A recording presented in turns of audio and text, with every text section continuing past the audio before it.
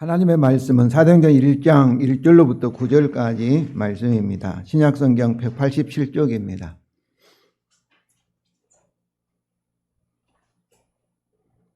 사도행전 1장 1절부터 9절까지 말씀을 교독하시겠습니다. 데오빌로여, 내가 먼저 쓴 글에는 무릇 예수께서 행하시며 가르치시기를 시작하심부터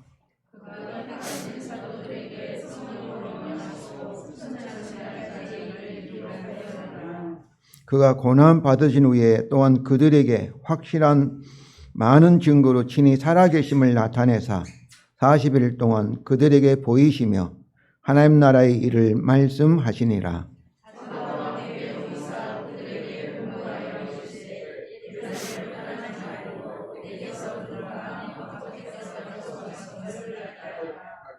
요한은 물로 세례를 베풀었으나 너희는 몇 날이 못되어 성령으로 세례를 받으리라 하셨느니라.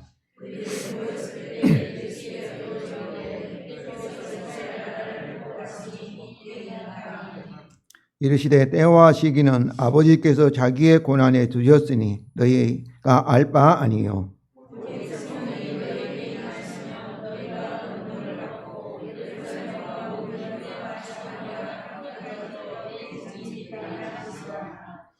다 같이 읽겠습니다. 이 말씀을 마치시고 그들이 보는데 올려져 가시니 구름이 그를 가리어 보이지 않게 하더라. 아멘. 오늘이 오순절 성령 강림절입니다.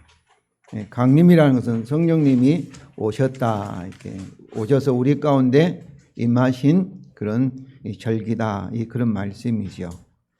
근데 성령 강림인데 성령님이 오셨는데 다시 오신 것입니다. 원래 하나님께서 세상을 창조하시고 아담에게 흙으로 만드시고 그의 코에 하나님의 숨을 불어 넣어서 우리 인류가 성령님과 함께 사는 그런 존재로 창조되었습니다. 그런데 왜 성령님이 다시 오셨다고 말씀하실까요? 이것은 성령님이 우리 인류와 함께 하지 못하고 죄로 인해서 떠나가셨기 때문입니다. 그래서 성령 강림절이라는 것은 떠나가신 성령님이 다시 오신 날, 또 성령님이 성령 회복절이라 이렇게도 볼 수가 있는 것이지요. 성도 여러분, 성령님을 받기 위해서는, 성령님과 함께 하기 위해서는 뭐가 없어야 되겠어요? 죄가 없어야 합니다. 그 이유는 성령은 거룩한 영이십니다. 하나님이시니까. 그러니까 어두운 죄가 있는 곳에는 성령이 함께 하실 수가 없는 것이죠. 그런데 우리 예수 믿는 사람은 어떤 사람이에요? 성령을 받은 사람입니다. 성령이 없는 사람은 어떤 사람이에요? 불신자예요.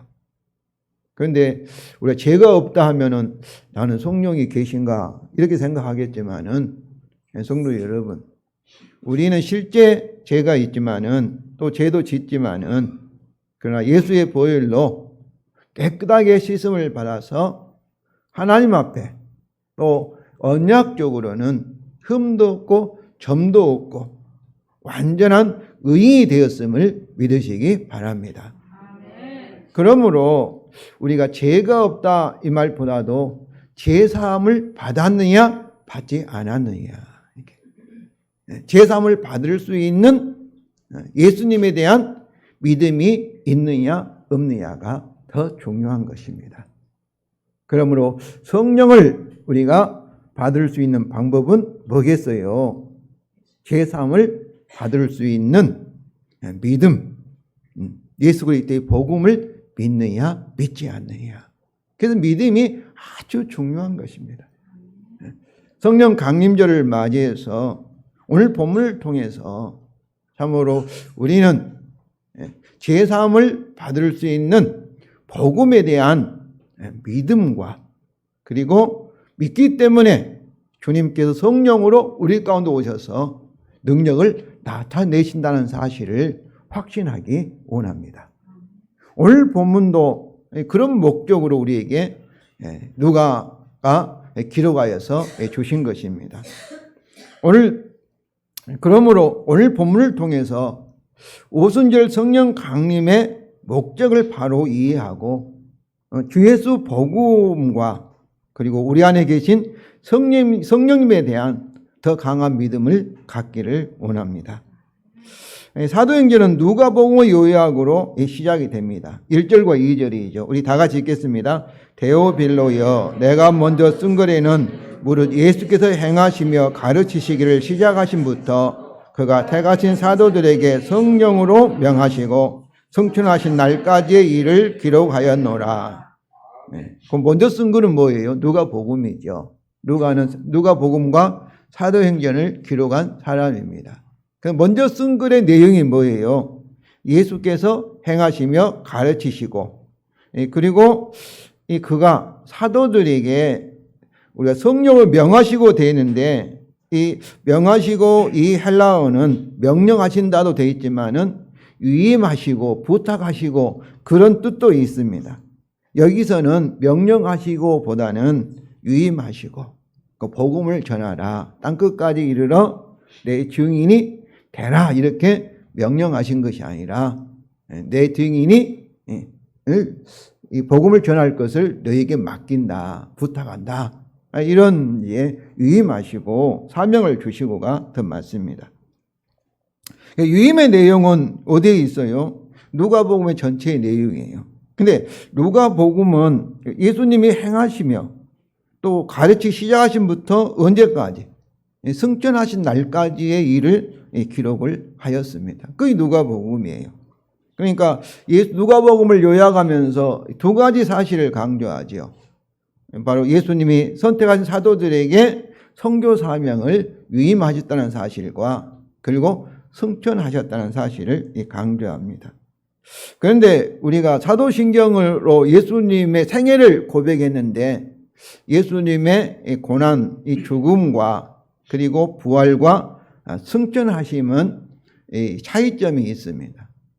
예수님의 죽으심은 예수님이 스스로 하나님의 뜻에 따라서 순종을 하셨습니다.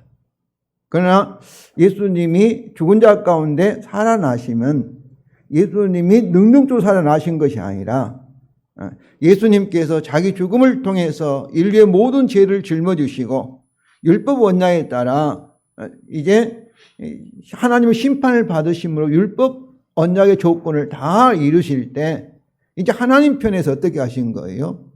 하나님 편에서 율법 언약에 따라 이제 의인이 되었으니까 죄가 없으니까 예수님을 죽은 자 가운데 살리시고 그리고 승천하게 하시고 하나님 보좌 우편에 앉게 하신 것입니다.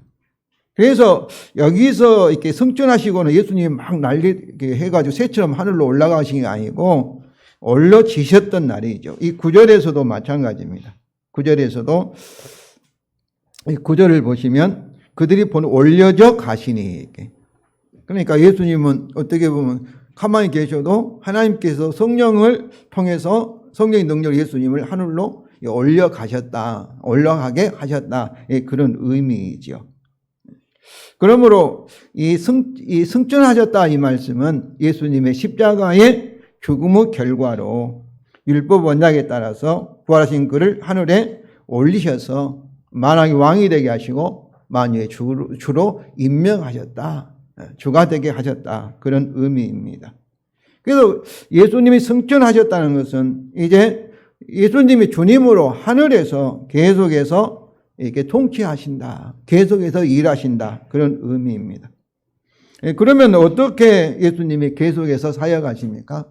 첫째는 사도들을 통해서, 교회를 통해서, 그리고 보내실 성령님을 통해서, 또 우리에게 사도들에게 맡긴 복음을 통해서, 말씀을 통해서 예수님이 일을 하십니다. 이를 위해서 오순절에 성령님이 오신 것입니다. 그래서 예수님은 이 3절에 보면은 우리 3절 다 같이 읽겠습니다. 그가 고난 받으신 후에 또한 그들에게 확실한 많은 증거로 친히 살아계심을 나타내사 40일 동안 그에게 보이시며 하나님 나라의 일을 말씀하시니라. 이렇게 계속해서 강조하는 것은 40일 동안 예수님이 다시 사셨다, 부활하셨다. 이 사실을 많은 증거로 제자들에게 계속 보이셨다는 것을 말씀하고 있어요. 이 사실은 예수님이 부활하셨다는 것만을 강조한 것이 아닙니다. 예수님이 부활하기 위해서는 그 전에 뭐가 있었어요? 십자가의 죽음이 있었던 거죠. 예수님의 부활은 죄를 위한 예수님의 대속의 죽음이 완전하다는 것을 강조하는 거예요. 다시 말하면 예수님의 십자가 복음을 확실히 믿으라 하는 것을 제자들에게 강조한 것이죠. 그러면 하나님의 일은 무엇이겠습니까? 하나님 나라는 하나님께서 통치하시는 나라입니다. 하나님이 왕이신 나라예요. 그 나라는 죄가 없고 죽음이 없고 영생과 그리고 죄가 없으니까 사랑으로 충만한 나라가 하나님의 나라입니다.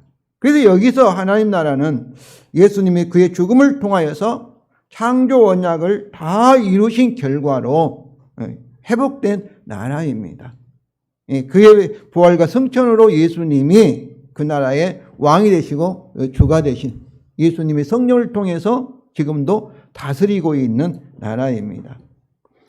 예수님이 없으면 뭐겠어요? 하나님 나라의 회복도 없는 것이죠. 왜냐하면 죄인이 들어갈 수 있는 나라가 아니고 의인의 나라이기 때문에 그렇습니다.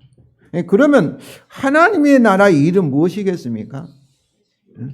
예수님의 이야기, 복음인데 곧 제사함을 받을 수 있는 이야기입니다. 십자가 이야기예요.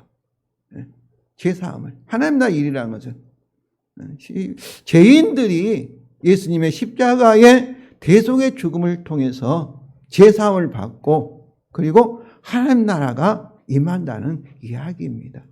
그러니까 이런 이야기는 이런 말씀은 뭐겠어요? 누가는 계속 강조하는 거예요. 예수님을 믿으라는 것이죠. 특별히 예수님의 십자가의 복음, 제사함의 회개의 복음을 진짜 믿으라는 거예요. 이처럼 사도행전은 예수님의 제사함, 십자가의 죽음을 통한 회복된 하나님 나라에 대한 언급으로 시작되고 28장 31절이 마지막 절인데 하나님 나라로 언급으로 이렇게 끝나고 있습니다. 하나님 나라는 교회가 하나님 나라는 아니죠. 그러나 이 세상에서 가장 하나님 나라를 증거할 수 있는 이 모임이 뭐예요? 우리 성도들이고 교회라고 볼 수가 있습니다. 이처럼 제사함을 통하여서 회복된 하나님 나라의 일에 대해서 말씀하신 예수님은 성령님에 대해서 말씀하십니다. 4절과 5절 우리 다 같이 읽겠습니다. 사도와 함께 모이사 그들에게 분부하여 이르시되 예루살렘을 떠나지 말고 내게서 들은 바 아버지께서 약속하신 것을 기다리라. 왜냐하면 요한은 물로 세례를 베풀었으나 너희는 몇 날이 못되어 성령으로 세례를 받으리라 하셨느니라. 여기서 예수님이 사도들에게 예루살렘을 떠나지 말고 무엇을 기다리라고요? 아버지의 약속의 성령을 기다리라고 했습니다. 그런데 기다리는 이유가 5절이에요. 5절이 왜냐하면 요한은 물로 세례를 베풀었으나 너희는 몇 날이 못되어 성령 세례를 받으리라. 그러니까 성령 강림의 목적이 뭐예요? 성령 세례죠. 성령으로 세례를 주기 위해서 성령님이 오신 것입니다. 성령님이 오신 거예요. 그러니까 성령의 강림의 목적은 첫 번째는 성령 세례라. 성령 세례라. 그런데 또 하나의 목적이 있습니다. 또 하나의 목적은 우리 1절에서 성령으로 내 성령을 통하여서 사도들에게 유임하시고 이건 뭐겠어요? 선교 사명이죠. 그래서 오순절의 성령 강림의 목적은 바로 교회의 선교를 위해서 성령님이 오신 거예요. 성령님이 오신 거예요. 그러니까 성령 강림의 첫째 목적은 뭐예요? 성령 세례다. 둘째 목적은 뭐예요? 성령 강림입니다. 이 선교 사명을 위해서 우리의 사명을 위해서 성령님이 오셨다는 것이죠. 그런데 오늘 이 4절을 보시면은 삼일체 하나님 모두 등장합니다. 우리가 불렀던 찬송 내용도 주 성령 그랬잖아요. 주 성령. 우리가 하나님을 주라고, 큐리오스 주라고 부르고, 부활하시고 승천하신 예수님을 주님으로 부릅니다. 성령님을 주로 부른다는 것은 성령님도 하나님이시다. 만물 창조하신 분이 모든 것을 소유하시는 주인이다, 그런 뜻이죠. 왕이시다, 그런 의미입니다. 그러니까 성부와 성자와 성령님이 주라는 것은 하나님이시다. 근데 우리가 예수 그리스도를 나를 위해 십자가에 죽으시고 부활을 승천하신 바로 예수님을 우리는 보통 우리의 주님 부르는데, 하나님 아버지도 성령님도 우리가 주가 되신 하나님이심을 믿으시기 바랍니다. 그래서 여기서 아버지는 성부 하나님, 내게는 성자 하나님이신 예수 그리스도, 그리고 약속하신 것은 성령 하나님을 가리키는데, 내게서 들은 바 아버지께서 약속하신 것이란 표현은 여기 성부와 성자와 성령 하나님이 있으니까 창세전에 삼위 하나님께서 창조 언약을 이루신 그리스도의 공로로 십자가의 죽음을 통해서 인류를 은혜로 믿음으로 구원하여 하나님 나라를 회복하시기로 결정하셨는데, 이것을 구속 언약이라 합니다. 구속 언약. 이것이 성부 하나님의 계획입니다. 하나님의 경륜이다, 계획이다, 그렇게 하고, 그 계획에 따라 성육수 가신 예수 성자 하나님께서 그의 죽음으로 구속 언약을 완성하신 것을 우리가 복음, 하나님 복음, 또 예수 그리스도의 복음, 십자가 복음, 이렇게 말합니다. 그리고 성부 하나님께서 그 구원의 말씀을 우리에게 적용하여서 구원하기 위해서 구원하실 성령님을 약속하셨다는 것입니다. 그러니까 성부 하나님은 계획하시고, 그 계획에 따라 성자 하나님이신 예수님이 사람으로 오셔서 십자가에 죽으시고, 그리고 그것을 이제 복음인데, 그 구속 사역을 성령 하나님 실제 우리에게, 믿는 우리에게 적용하여서 열매를 맺게 하는, 우리를 성화시키시고 영화 구원을 이루시는 역할이 곧 성령 하나님의 역할이신 것이죠. 그래서 오순절 성령 강림은 갑자기, 그리고 우연히 기도 많이 하니까 오신 것이 아닙니다. 성부 하나님의 계획에 따라 구약 성경과 특별히 예수님의 구속을 통해서, 그리고 세례 요한이 약속하신 것의 성취입니다. 그래서 우리가 성령님은 뭐라고 불러요? 약속의 성령, 약속의 성령, 이렇게 부르고 있지 않습니까? 특히 몇 날이 못되어, 이 몇 날은 10일을 가리킵니다. 오순절 다음에 5월 18일부터 열흘이 오늘이 28일입니까? 오늘이 28일 오순절 성령 강림절이 되었는데 이 며칠이 못되어, 이 말씀은 정확히 말하면 열흘 후죠. 열흘 후 성령님이 강림하신 오순절을 가리킵니다. 그래서 오순절은 6월절, 오순이라는 것은 이렇게 50일째 되는 그런 의미예요. 그래서 6월절 후에 50일째가 되는 날입니다. 그런데 왜 약속의 성령님이 오순절에 오셨을까요? 이 오순절은 77절, 77에서 49, 그 다음 날이 이제 50이니까 77절, 또 맥추절, 맥추라는 보리 추수를 시작한 날이죠. 추수의 시작을 감사하는 절기입니다. 그러나 유대인들에게 오순절은 단순히 농사 축제의 마음은 아니었습니다. 오순절은 출애굽을 기념하는 6월절로부터 50일 후에 이스라엘이 시내산에 이르렀고, 또 모세가 시내산에 올라가서 하나님으로부터 무엇을 받았어요? 율법인데, 이 율법이 옛 언약의 율법을 받은 것을 기념하는 절기입니다. 이스라엘이 옛 언약 율법을 받아 순종함으로 세상을 향하여 하나님의 제사장 나라와 거룩한 백성으로서 새 출발, 그 출애굽의 열매를 추수하기를 시작하는 것을 기념한 이 절기가 오순절입니다. 그래서 우리도 이제 오순절 이렇게 성령 강림절하고 내일부터는 뭐예요? 추수가 예수 그리스도의 십자가의 죽음의 복음의 열매가 우리에게 시작되었다. 이것을 기념하기 위해서 오늘이 성령 강림절이고 내일부터 다음 주는 성령 강림절 첫째 주일, 또 그 다음은 둘째 주일, 추수가 계속되고 있다. 이것을 우리가 이렇게 기념하기 위해서 이 교회의 이 절기, 이 달력이 예수님의 생애 중심으로 이루어지고 있습니다. 그래서 예수님의 죽음과 부활로부터 50일 후인 오순절 성령 강림 장면은 이스라엘이 시내산의 옛 언약의 율법을 받은 장면과 19장이죠. 비교되고 있습니다. 오순절 강림에서 바람 같은 소리잖아요. 또 우레와 같은 이렇게 나팔 소리, 그리고 그의 불의 혀같이 갈라지는 것. 이게 바람 같은 소리는 우레와 같은 나팔 소리, 출애굽기 19장 16절과 비교가 되고, 불의 혀같이 갈라지는 것은 출애굽기 19장 18절 불 가운데 강림하심이라와 비슷합니다. 그러나 이 출애굽기 19장과 사도행전 2장 1절부터 4절 사이에는 큰 차이점이 있습니다. 시내산에서는 하나님께서 큰 나팔소리, 우레 같은 소리로 임하시고, 그리고 불 가운데 이 강림하고 번개 가운데 강림하니까 백성이 어떠했어요? 벌벌 떨며 두려워했습니다.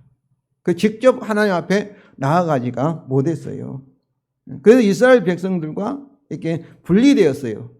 그러나 오순절 성령 강림에서는 바람 같은 소리가 그들의 앉은 온 집에, 그러니까 그들이 앉아있는 모든 사람에게 임하였다는 거예요. 불의 혀처럼 갈라지는 것도 그들 위에, 각 사람 위에 한 사람도 빠짐없이 그 다락방에 모여있는 모든 사람 위에, 다 각자 위에 하나씩 임하였다는 거예요.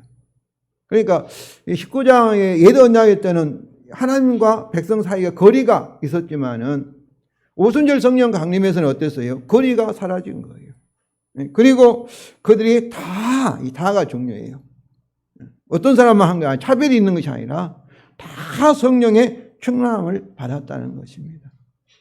그래서 성령님이 우리 가운데 오셔서 함께 하실 뿐만 아니라 심지어는 어떻다고 얘기해요? 우리 안에, 우리 속에까지도 성령님이 들어가 계신다. 그러니까 얼마나 이 오순절의 성령 강림인 성령 오심은 우리와 밀접하게, 영원히 떨어질 수 없는, 다 이렇게 하나 되었다는 사실을 강조하고 있습니다. 이것은 예수님의 십자가의 죽음을 통해서 우리 죄가 깨끗하게 씻음을 받아서 제사함을 받았다는, 흠도 없고 점도 없고 영원히 의롭다함을 받았다는 증거입니다. 그래서 새 언약의 성령님으로 오셨기 때문입니다. 특별히 모세는 시내산에 올라가 돌에 새겨진 옛 언약의 율법을 받아서 내려와 백성들에게 그것을 전하였지만은, 성천하신 예수님은 오순절에 각각 마음에 새길 율법이죠. 이게 새 언약의 율법이잖아요. 즉 새 언약의 성령님을 보내신 것입니다. 사도행전 2장 4절을 읽겠습니다. 그들이 다 성령의 충만함을 받고 성령이 말하게 하심을 따라 다른 언어들로 말하기를 시작하느니라. 그러니까 우리가 마치 기계처럼, 스피커처럼 어떤 거예요? 성령님이 말하게 하심에 따라, 이 말씀은 성령님과 우리가 뭐가 되는 거예요? 얼마나 친숙한가, 하나가 되었음을 이게 강조하는 거잖아요. 성령님이 말하는 게 따라 우리가 말하게 되었다, 이렇게 말하고 있잖아요. 마치 우리가 로봇가 되는 것처럼. 그러나 로봇은 아니죠. 로봇은 인격이 없으니까. 우리는 인격을 가졌지만은 성령님이 말하게 하심에 따라 말할 정도로 성령님이 우리와 밀접하게 이렇게 되어 있는 것이죠. 여기서 성령님이 말하게 하신 것은 사도행전 2장 11절 하나님의 큰 일인데, 하나님의 나라 일은 뭐라겠어요? 하나님 나라의 복음, 제3의 회개의 복음을 강조된 그 예수 그리스도의 이야기에 대한 이야기죠. 예수 그리스도를 통해서 하나님 나라를 회복하시는 하나님의 복음을 말하고 있습니다. 저는 이 복음을 강조하면 성경을 이렇게 보면 볼수록 계속해서 바로 하나님의 약속의 복음, 예수 그리스도 십자가의 죽음을 통해서 은혜 언약이 반복되고 있기 때문에 그렇습니다. 갈라디아서 3장에 보면 아브라함에게 주신 하나님의 복의 약속이 뭐라고 얘기해요? 복음이라고 얘기합니다. 아브라함도 우리와 같은 죄인이잖아요. 태어날 때 가진 원죄를 가졌기 때문에 죄인인데 저주의 사람입니다. 사망의 사람이에요. 그래서 하나님께서 갑자기 아브라함을 불러가지고 너는 복이 될지라. 그 말은 저주의 사람이 아니라 너는 이제 복의 사람이고 사망의 사람이 아니라 너는 생명의 사람이다. 이렇게 하신 것은 다 아브라함 후손 오신 예수 그리스도의 십자가의 죽음의 근거에서 아브라함에게 그렇게 하신 것입니다. 그래서 이것이 복음이에요. 아브라함뿐만 아니라 아브라함을 통해서 땅에 있는 모든 족속이 바로 아브라함의 후손이신 예수 그리스도의 십자가의 복음을 통해서 다 아브라함과 같이 복인이 될 수 있고 영생을 얻을 구원을 받을 수 있다는 것이죠. 이것이 저는 계속 반복되고 있어서 성령님이 오셔서 제게 하실 말씀은 무엇이냐 하면은 바로 성경에서 증거하고 있는 예수 그리스도의 복음을 우리에게 말씀하고 있다. 저는 그렇게 믿습니다. 문제는 이 복음을 우리가 정말로 신중하게 생각하고 중요하게 생각하고 그것을 나의 참으로 생명의 말씀으로 내가 살 수 있는 길이라 이렇게 확실히 믿으면 로마서 1장 16절에 어떻습니까? 복음은 다 믿는 자에게 무엇을 주시는? 구원을 주시는 하나님의 능력이 됨이라. 구원하시는 하나님의 능력이 성령을 통해서 우리에게 나타나게 되어 있습니다. 되어 있습니다. 그렇습니다. 오순절에 성령님은 새 언약의 성령님으로 오신 것입니다. 새 언약이라는 것은 예수님이 십자가의 죽음을 통해서 하나님이 우리에게 요구하신 율법의 언약을 다 이뤘다는 것을 전제하는 그것의 근거에서 이제는 우리에게는 정죄함이 없어. 그리스도 안에 있는 우리에게는 심판이 없어요. 사망이 없어요. 이 새 언약은 이제 하나님 편에서 창조 언약들을 우리에게 생명과 복을 주실 것만 이제 남아있는 언약이 새 언약입니다. 그래서 이 언약은 은혜의 언약이에요. 믿는 우리에게 반드시 새 언약이 될 줄로 저는 믿습니다. 그래서 고린도서 3장 6절입니다. 우리 다 같이 읽겠습니다. 그가 또한 우리를 새 언약의 일꾼 되기에 만족하게 하셨으니 율법 조문을 하지 아니하고 오직 영으로 함이니 율법 조문은 죽인 것이요 영은 살리는 것이니라. 그는 하나님이죠. 우리를 새 언약 일꾼 되기에 만족하게 하셨어요. 어떻게 만족하게 하셨어요? 예수 그리스도를 통해서 저와 여러분이 새 언약의 대상이 되고 또 새 언약의 일꾼, 곧 우리가 봉사할 수 있는, 선교할 수 있는 그런 자격을 갖추게 하였다는 것이죠. 이와 같이 성령님은 우리로 하여금 새 언약을 일을 하도록 오순절에 새 언약의 성령님으로 오신 것입니다. 이미 말씀한 것처럼 오순절 성령 강림의 목적은 뭐예요? 성령 세례. 새 언약에 따라 성령 세례를 받는 것을 의미합니다. 우리도 복음을 믿어 약속의 성령으로 인치심을 받으면 성령 세례를 받은 것입니다. 우리가 이렇게 아브라함 언약이 그리스도 안에 있는 우리에게 누구 거예요? 우리 것이 되지 않습니까? 사도들이 2000년 전에 마가 다락방에 받았던 그 성령 세례가 누구 거예요? 우리를 대표해서. 교회는 하나이기 때문에 여러분 우리는 그때 보지도 태어나지도 않았는데 그때 성령 세례가 우리 교회가 받은 세례예요. 언약적으로는.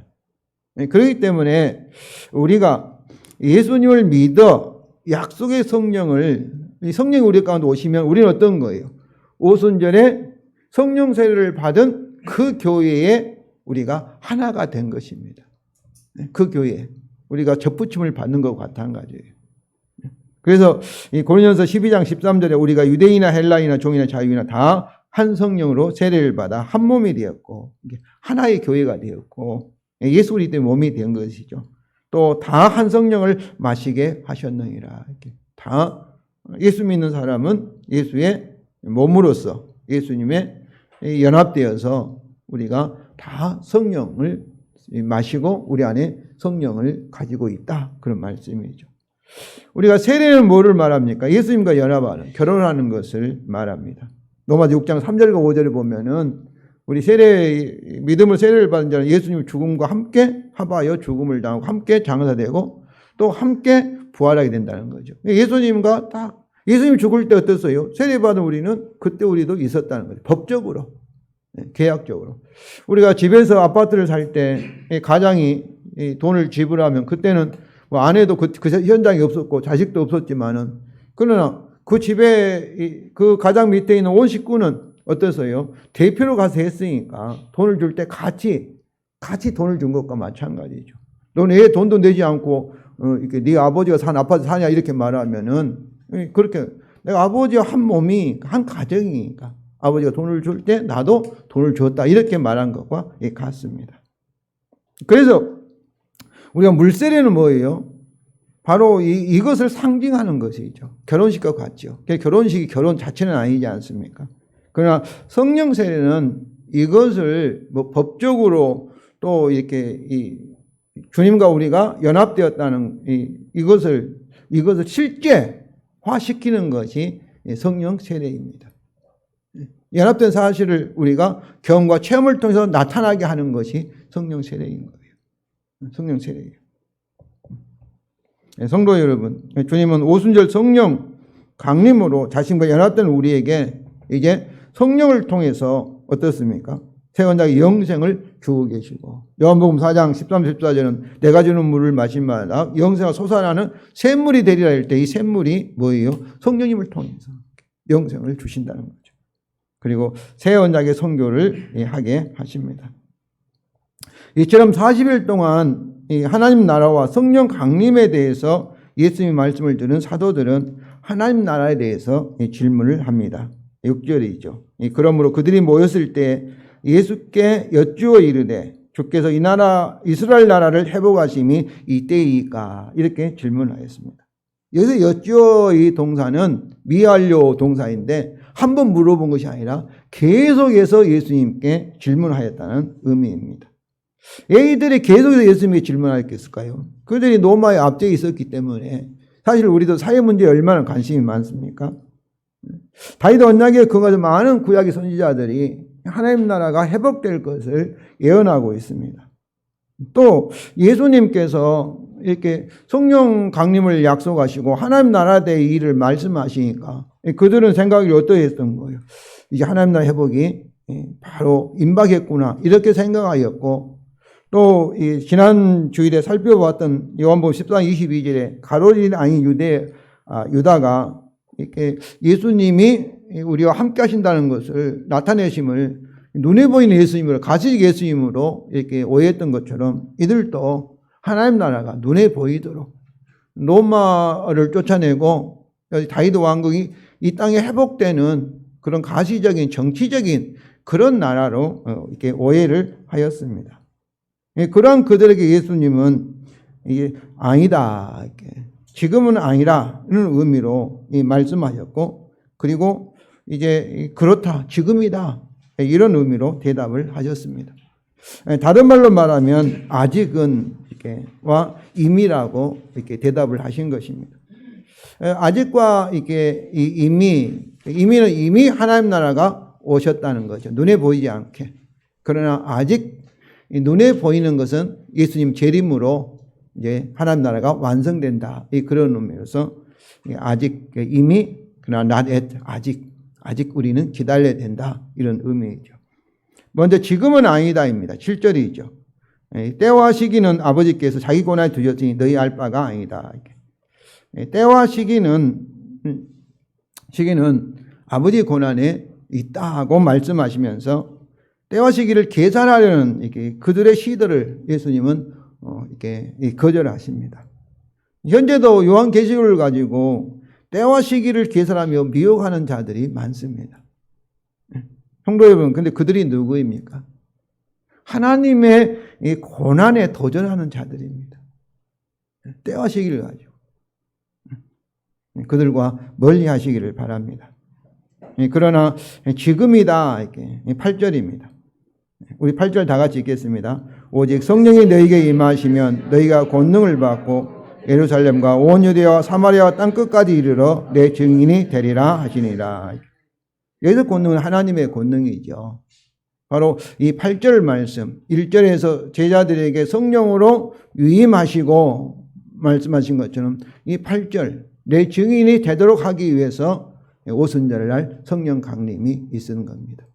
그러니까 성령 강림의 목적은 첫째는 성령 세례요. 둘째는 바로 예수님이 위임하신 사명, 선교 사명을 감당하도록 하기 위해서 성령이 오셨다는 것입니다.